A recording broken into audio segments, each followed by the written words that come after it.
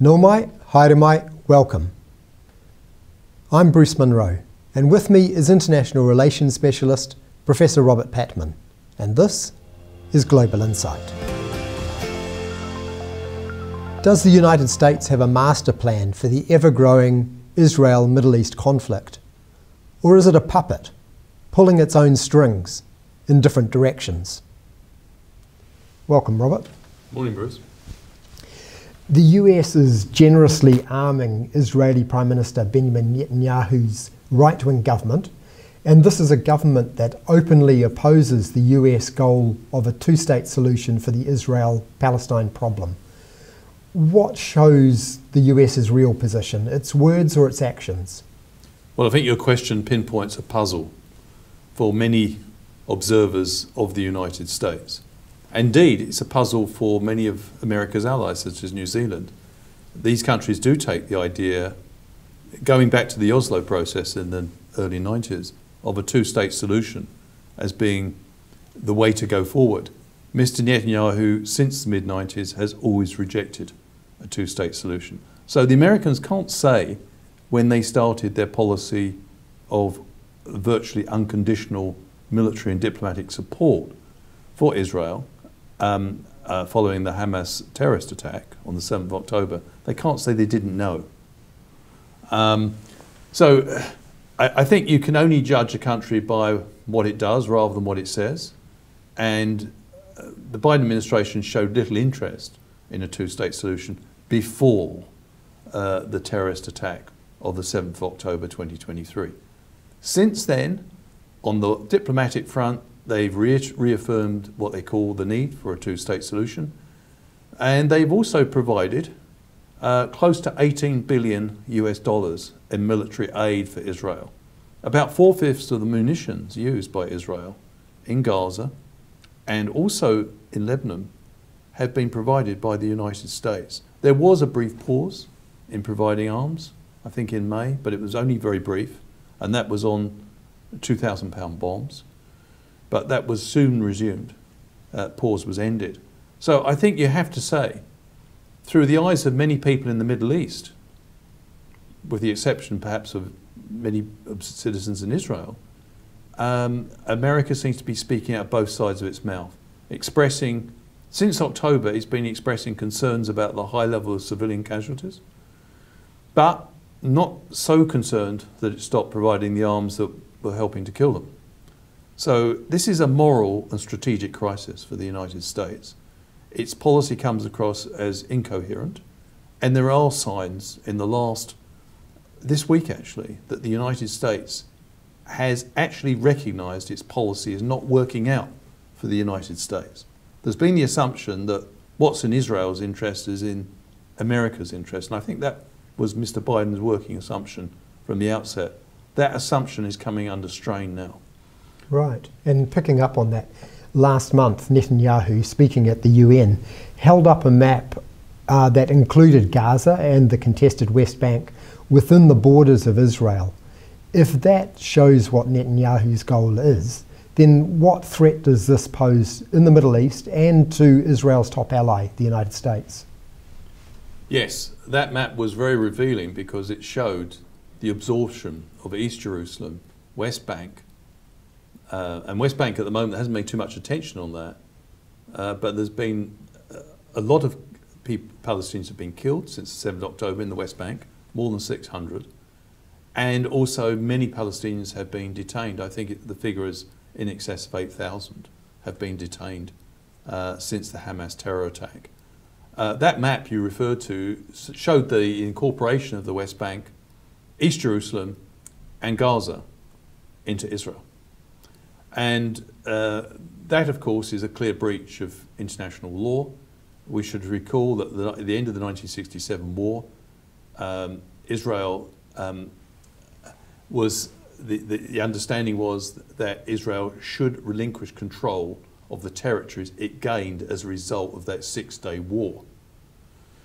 Israel hasn't done that. So its occupation, and the ICJ confirmed this, Bruce, in the last month. The International Court of Justice has said the occupation of Palestinian territories is unlawful. So coming back to your question, if Israel is seriously entertaining ideas about annexing these ideas, these territories, and that's the way it looks to Palestinians and much of the world actually, that will be, even if they succeeded in annexing these territories and they are gradually settling them, they would fulfill a project called Greater Israel. Would that make Israel more secure? No. First of all, where would the Palestinians go? They're not going to be welcome in other Arab countries, and most of them do not want to leave. So Israel, in a sense, its political project would lack international legitimacy. Secondly, it could actually result within a full-blown insurgency within the new boundaries of an expanded Israel. And it would probably multiply, not diminish, Israel's security problems. It would also be a very awkward diplomatic situation for the United States. And what we've seen in the last week is, first of all, the Biden administration is sending a letter to Israel, putting it on notice that if it doesn't improve, if it doesn't allow unimpeded access to humanitarian aid, because the Palestinians are not being only bombed in Gaza, they're also being starved. And this has been known for some time, and that's why some people find American concerns written in this letter ironic, because we're 12 months into this process, and this has been going on a long time. But nevertheless, the Americans have said, unless humanitarian access is improved for Palestinians, unless they can get access to food, remember Israel controls the borders largely to Gaza, then America will terminate armed support for Israel. And then in the last 24 hours, we heard the hardest and toughest speech yet from the US ambassador to the UN, Linda Greenfield Thomas, who said that if there is, as she put it, a supposed policy of starvation of Palestinians, it has to stop because it's in clear breach of humanitarian law. And she was putting Israel on notice that America was not going to accept that anymore. This week, New Zealand Foreign Minister Winston Peters said it was unacceptable that Israeli tanks had broken into a United Nations base in South Lebanon. When it comes to the Middle East and other global situations, is the New Zealand government towing the US line or forming its own independent view? What trend do you see? No, I think New Zealand does have an independent stance. Our record in the UN since Hamas, the horrendous Hamas terrorist attack on the 7th of October last year, has been one of wanting a ceasefire from late October onwards last year. And we broke ranks with the Five Eyes repeatedly on that issue. But New Zealand, to its credit, managed to bring over Australia and Canada to New Zealand's perspective by late December. They were sharing the view there had to be a permanent ceasefire in Gaza.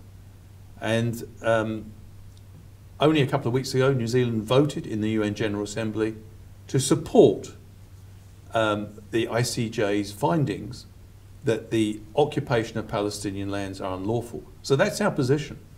And it doesn't coincide with the United States position. So New Zealand has taken a distinctive position. My criticism would be that, as Geoffrey Miller has pointed out, New Zealand doesn't seem to realise the soft power it has in the Middle East. When we experienced that shocking act of terrorism by a white supremacist in Christchurch on the 15th of March in 2019, and the way our government dealt with it put New Zealand on the Middle Eastern map.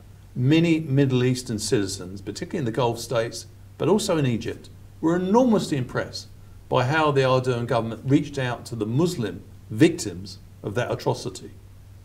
And so I think the argument is that we probably could have be doing more outside the UN. For example, and Geoffrey has mentioned this, Geoffrey Miller, that Mr. Peters should really go on a fact-finding trip to the Middle East. We need to have more independent Western voices. At the moment, there's a lot of blame I think, justifiably being directed at the United States in its complicity for this unfolding and escalating catastrophe that we're seeing in Gaza and Lebanon.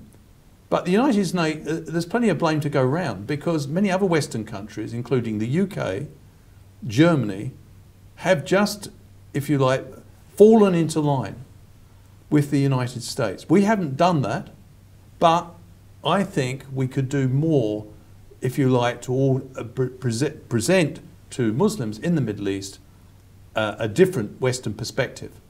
And you know, we have a big stake in this. After all, we are in the process of trying to improve relations between our indigenous people and our settler community here, if you want to use those terms, Pakeha and Maori.